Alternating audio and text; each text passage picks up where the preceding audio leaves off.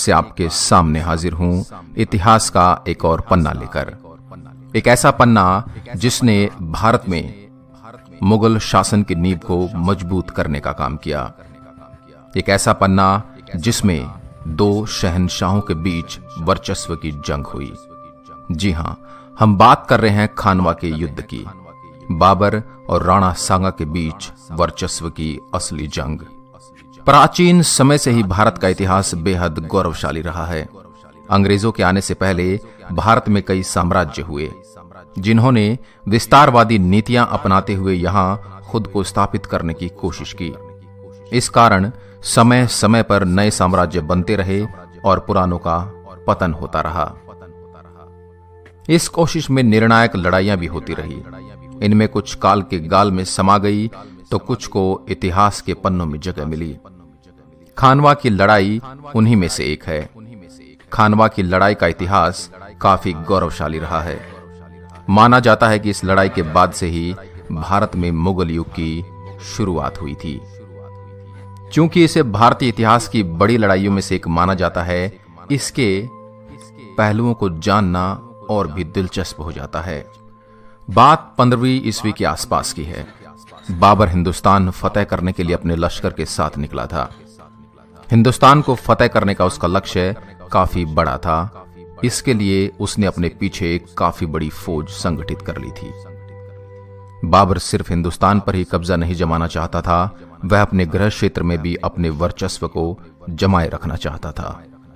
माना जाता है कि बाबर काबुल से कूच कर कई दिनों के लंबे सफर के बाद अपने लश्कर के साथ झेलम नदी के किनारे पहुंचने में कामयाब रहा था।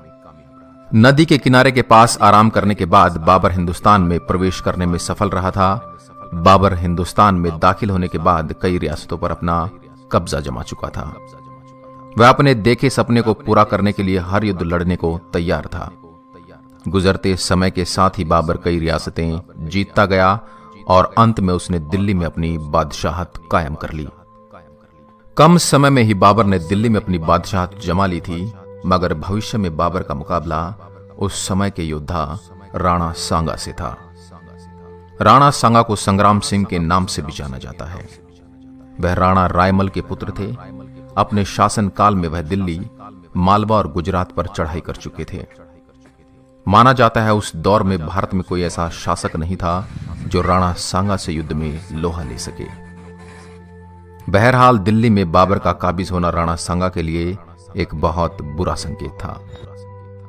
असल में राणा सांगा अफगानों की सत्ता समाप्त कर दिल्ली में राजपूतों का शासन लाना चाहते थे। वहीं बाबर समूचे भारत में अपना कब्जा जमाने के ख्वाब देख रहा था।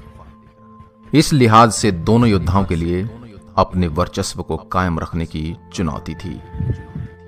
हिंदुस्तान में अपने शासन को जिंदा रखने और खुद को मजबूत स्थिति में पहुंचाने के लिए बाबर की फौज किसी न किसी राज्य में आक्रमण कर वहां अपना कब्जा जमा लेती थी।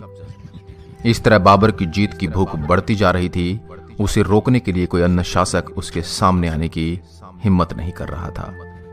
इधर राणा सांगा समझते थे कि बाबर भी अन्य अफगान शासकों की तरह हिंदुस्तान में लूटपाट को अंजाम देकर दिल्ली से वापस चला जाएगा और बाद में वह दिल्ली में कब्जा कर लेंगे। किंतु यह सच नहीं था। राणा सांगा को जल्दी ही पता चल गया कि बाबर जल्दी हिंदुस्तान नहीं छोड़ने वाला था। दूसरी तरफ बाबर की क्रूरता दिन प्रतिदिन बढ़ती जा रही थी। उसने कालपी, बयाना, आगरा और धौलपुर रियासत तक अपना वर्चस्व जमा लिया था, जबकि ये रियासतें राणा सांगा के साम्राज्य के अधीन आती थी। खैर, जब पानी सिर से ऊपर जाने लगा तो राणा सांगा ने बाबर को हिंदुस्तान से खदेड़ने का फैसला ले लिया।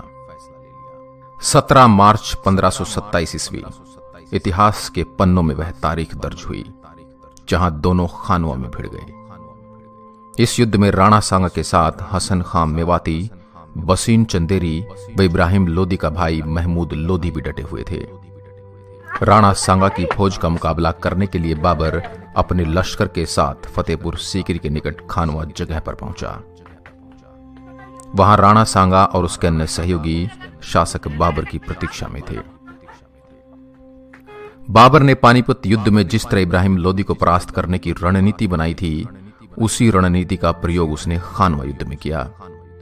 युद्ध के मैदान में राणा सांगा की सेना वीरता से लड़ी और बाबर की 20,000 से अधिक सिपाहियों का जमकर मुकाबला कर रही थी। माना जाता है कि राणा सांगा ने यह लड़ाई काफी हद तक अपने पक्ष में मोड़ी थी, लेकिन अंत में बाबर ने गोला बारूद का जमकर इस्तेमाल कर लड़ाई का रुख अपने पक्ष में मोड़ दिया और युद्ध को जीत लिया। यह जीत बाबर के लिए बहुत अहम थी, क्योंकि उसने उत्तर भारत के एक वीर शासक को हराया था। खानवा का युद्ध ही था जिसने जीतने के बाद बाबर को गाजी की उपाधि मिली थी। इससे पहले बाबर पानीपत के युद्ध में इब्राहिम लोदी को हरा चुका था, किंतु उसके लिए खानवा की जीत ज्यादा महत्वपूर्ण थी। असल में इसके बाद ही वह भारत में मुगल राज्य की जड़ें मजबूत करने में सफल रहा और वह दिल्ली का शासक बना। दिलचस्प बात यह रही कि खानवा का युद्ध जीतने के बाद बाबर की ताकत का मुख्य केंद्र काबुल नहीं, बल्कि आगरा दिल्ली बन चुका था। आशा करता हूं इतिहास का यह अध्याय आपको रोचक, दिलचस्प और जानकारी पूर्ण लगा होगा। अगर आप भी जानते हैं किसी इतिहास के ऐसे किस्से के बारे में तो हमें कमेंट बॉक्स में लिखना ना भूलें। और ऐसी ही अन्य वीडियोस के लिए आप हमारे चैनल को लाइक करें, शेयर करें